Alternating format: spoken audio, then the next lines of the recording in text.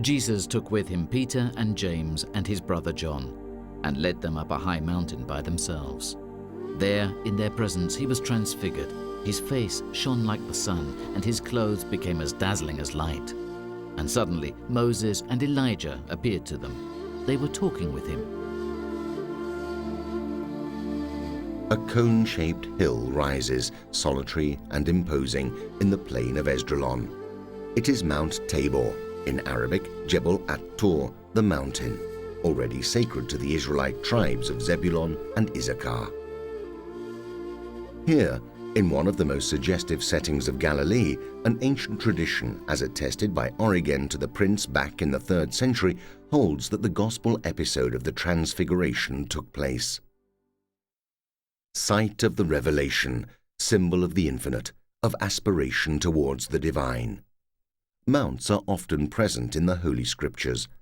To go uphill means not to remain idle in the valley, but rather to make ready for a journey, also an arduous one, an ascent towards a light that shines brighter against a clearer, more limpid sky. In the magnificence of divine light, in the splendor of beyond worldly radiance, the 3 apostles contemplate Jesus in the company of Moses and Elijah, who incarnate the law and the prophets in the Old Testament.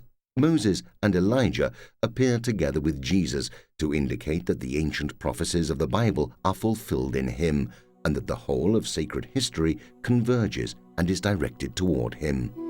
Then Peter spoke to Jesus. "Lord," he said, "it is wonderful for us to be here.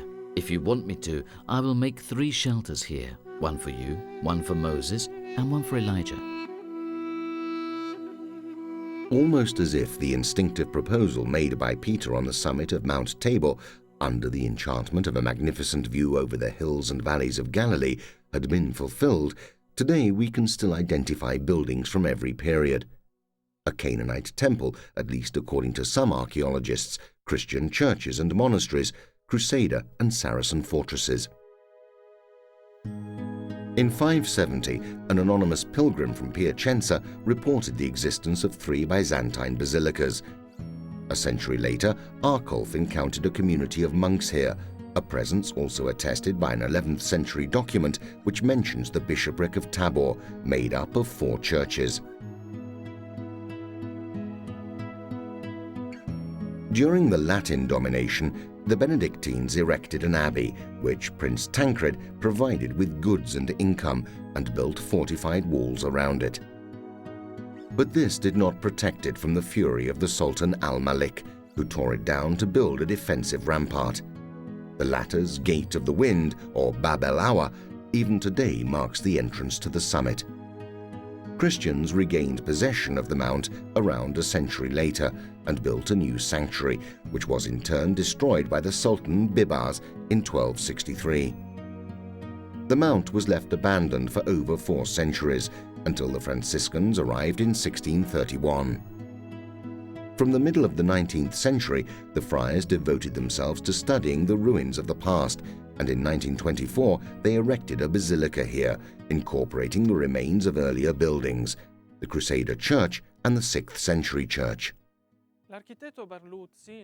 To build the imposing monumental basilica that pilgrims see today, the architect Barluzzi drew up a plan based on the ruins of the Crusader Basilica, of which traces of masonry remain in the crypt.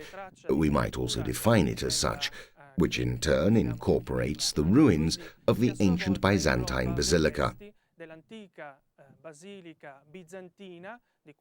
We can see mosaics of the latter next to the present-day basilica, with the apse oriented to the east. Inside, it is interesting to note the mosaics depicting other, we might say, transfigurations of the Lord: at his birth, at the institution of the Eucharist, at his death, and at his resurrection.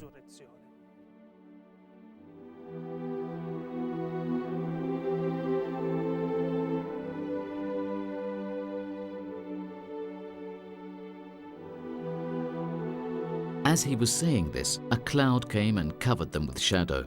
And when they went into the cloud, the disciples were afraid. And a voice came from the cloud saying, "This is my Son, the chosen one. Listen to him. The Father's voice from the cloud reminds us to listen to his Son, his chosen in this case, whereas at the baptism he was referred to as the beloved Son. The chosen suggests not only the mystery that Jesus was going to confront on the way to Jerusalem, his death, but also the fulfillment of the Father's will.